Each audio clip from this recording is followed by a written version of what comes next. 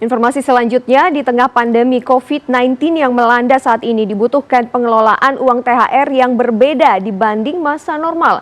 Lantas apa saja yang harus diperhatikan dan cara mengalokasikan uang THR di kala pandemi seperti ini? Berikut informasinya.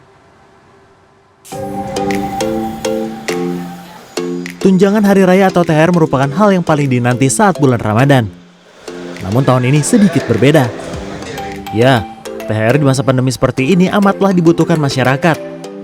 Wabah virus corona mengubah penggunaan dan pengalokasian THR tahun ini. Lalu, kira-kira akan digunakan apa saja ya dana THR kali ini oleh sebagian masyarakat?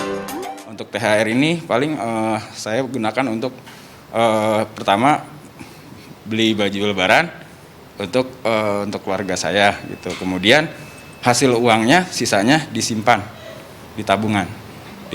Ditabung aja gitu maksudnya. Untuk saya sendiri, yang pasti tunjangan hari raya tahun ini sih untuk kebutuhan keluarga ya.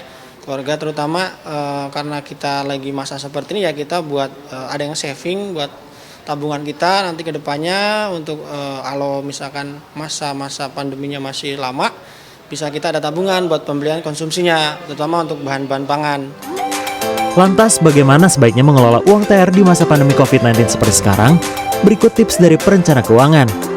Jadi pertama, untuk rekan-rekan yang memang sudah mendapatkan tunjangan hari raya secara penuh, maka sebaiknya bisa dibagi untuk pertama, itu kita utamakan kewajiban-kewajiban terlebih dahulu. Dalam hal ini adalah pembayaran zakat fitrah, kemudian fidyah, kemudian juga bila mana ada zakat mal yang memang belum dibayarkan sebelumnya. Lalu yang kedua adalah alokasi untuk kebutuhan hidup selama masa Lebaran. Lalu yang ketiga, nah ini yang berbeda nih.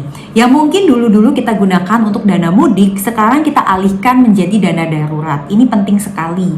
Karena di masa krisis, di masa pandemi COVID-19 yang kita tidak tahu pemulihan ekonominya akan benar-benar kembali itu kapan. Dana kas tunai yang memang kita pegang untuk kekuatan finansial, ketahanan finansial dari rumah tangga kita. Untuk karyawan dan pekerja yang belum dibayarkan THR secara penuh, Prita menyarankan untuk mengutamakan pembayaran zakat dan kebutuhan lebaran dahulu. Selain itu, Prita juga menganjurkan bagi yang berkeluarga dana THR difokuskan pada kebutuhan yang sifatnya wajib bagi rumah tangga. Sementara untuk yang belum menikah, disarankan untuk mengalokasikan THR ke pemenuhan dana darurat. Untuk besaran porsi pembagian THR, selain sedekah dan zakat yang sudah ditentukan nilainya, kebutuhan lebaran sebaiknya tidak lebih dari 50% dana THR.